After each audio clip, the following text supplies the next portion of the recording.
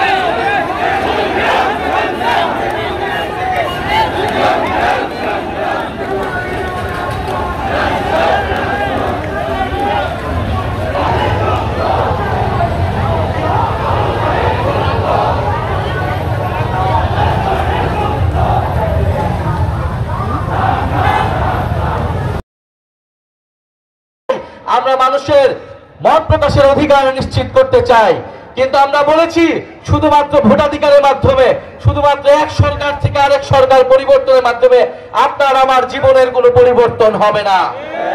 আপনার আমার জীবনের পরিবর্তন হবে যদি সংস্কার হয়, যদি অর্থনৈতিক সংস্কার হয়, যদি শিক্ষা ব্যবস্থার সংস্কার হয়, যদি স্বাস্থ্য ব্যবস্থার সংস্কার হয় এবং যদি প্রকৃত গণতন্ত্র আমরা নিশ্চিত করতে পারি।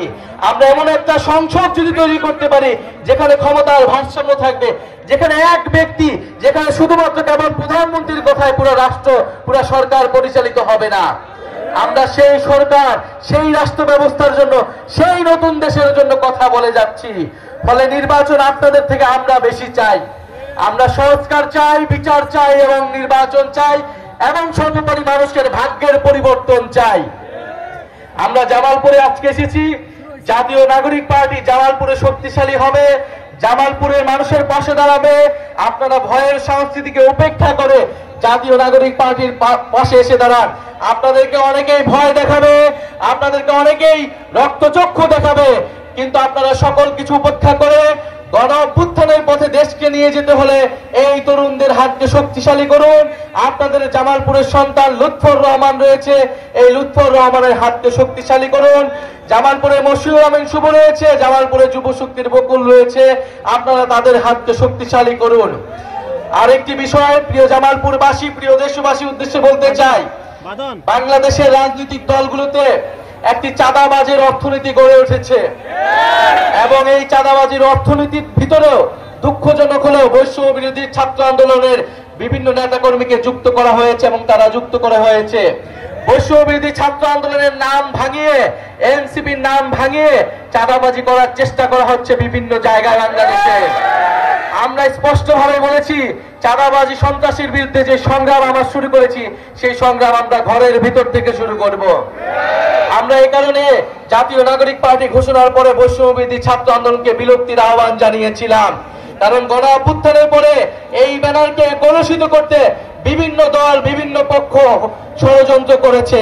বিভিন্ন অনুপ্রবেশকারীরা এই বৈষম্য বিরোধী ব্যানারে ঢুকে চাঁদাবাজির আশ্রয় নিয়েছেন।